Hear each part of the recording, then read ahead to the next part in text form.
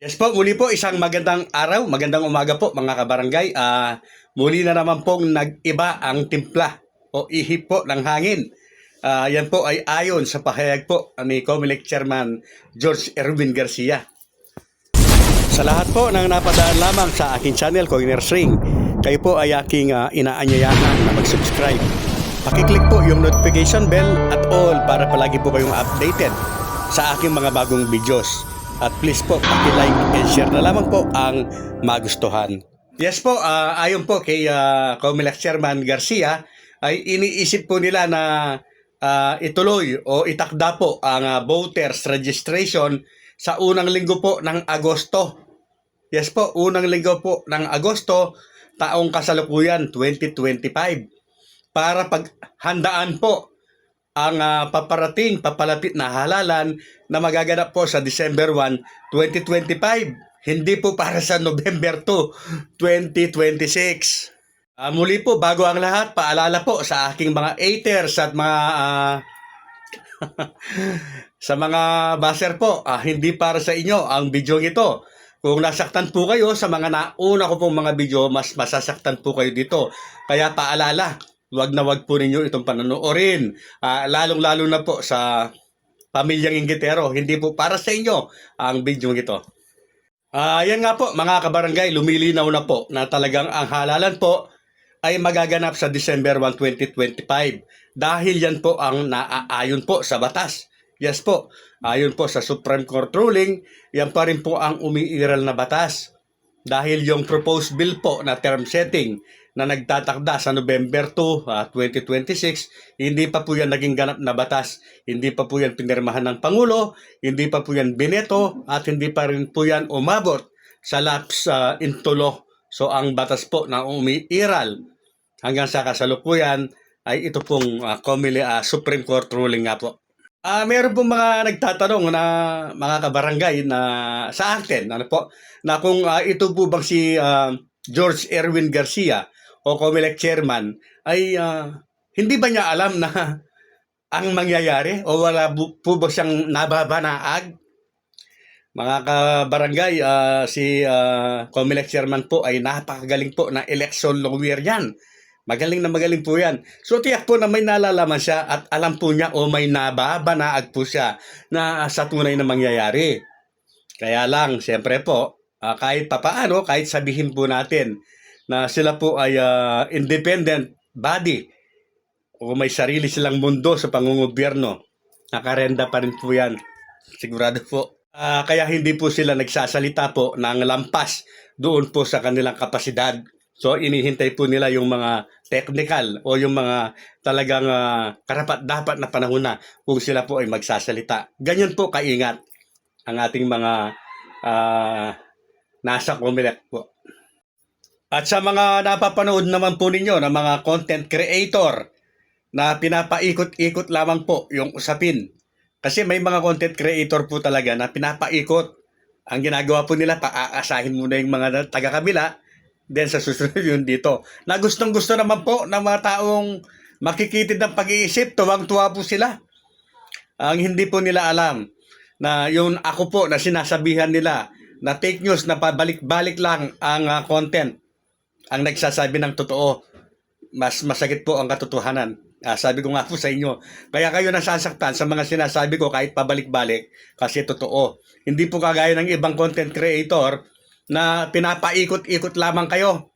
Alam na nila kung ano ang mangyayari. Kaya lang, ayaw nilang magsalita ng totoo. At yung iba naman, para magkaroon din ng mga manonood, peke naman yung sinasabi. Kagaya po ng iilan na nagsasabi na lapse into law na daw itong ratified bill na ito. Wala pong katotohanan yan mga kabarangay. Hindi pa po lapse into laws ang ang term setting bill na yan mga kabarangay. At ang umiiral pa rin po na batas sa kasalukuyan ay yun nga po, Supreme Court ruling. At nakatakda ang halalan sa December 1, 2025. At bilang karagdagan po, maraming salamat po sa mga nag-PM na po sa akin na natanggap na po yung pinadala kong mga silver jewelries po na tuwang-tuwa daw po sila. Salamat naman po at nagustuhan po ninyo. ah, bagamat hindi po lahat ng mga gustong magkaroon ay mabibigyan po natin, pero ginagawa ko po ang lahat para kahit papaano po ay may mabibigyan po tayo.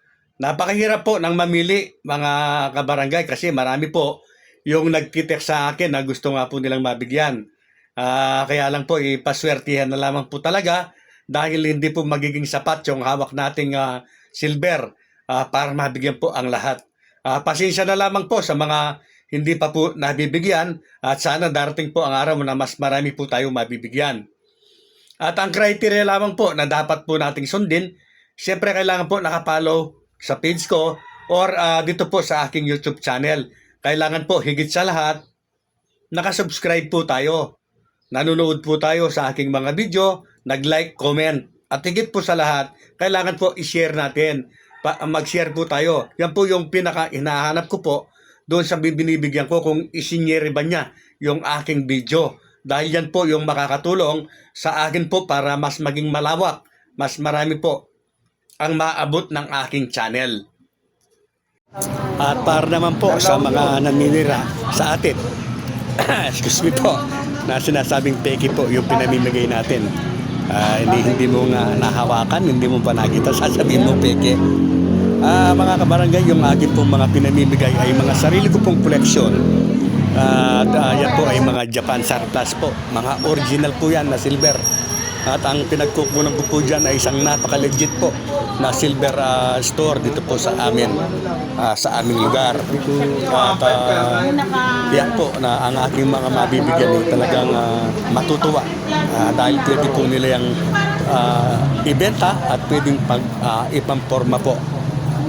Kaya po sa lahat na gusto po na mabigyan po o maswerteng mabigyan kahit na pahirapan po dahil sa dami po ninyo. Sa lahat po ng mga subscribers ko po. Gawin lamang po yung ating hinihingi. Patuloy po subscribe, like, comment at higit po sa lahat ay i-share po natin yung ating mga videos. Dahil yan po ang inggit po ako pumipili mga kabarangay. Sa mga inggit hindi lamang po yung araw-araw na nanonood siya. Kahit po yung mga na basta tama po yung proseso na kanyang ginawa masasabi ko lamang po ay manigas po kayo sa inggit mabibigyan po kayo. First class. So, pinakamagaling at pinakamalakas. Ang update pa rin po sa BSKE na silver Supreme Court ruling pa rin po ang nangibabaw. Ang aking pong pinagkukunan pa rin po ang halalan sa December 1, 2025 dahil hindi po naging ganap na batas. So, hindi pa po ganap na batas yung ratified bill po ng Senado at ng Kongreso. Huwag po kayong maniniwala na November 2 po ang halalan o November 2, 2026. Hindi pa po yan batas. Hindi po yan magiging ganap na batas. Yan po ang tinitiyak ko po sa inyo. Dahil ang halalan December 1, 2025.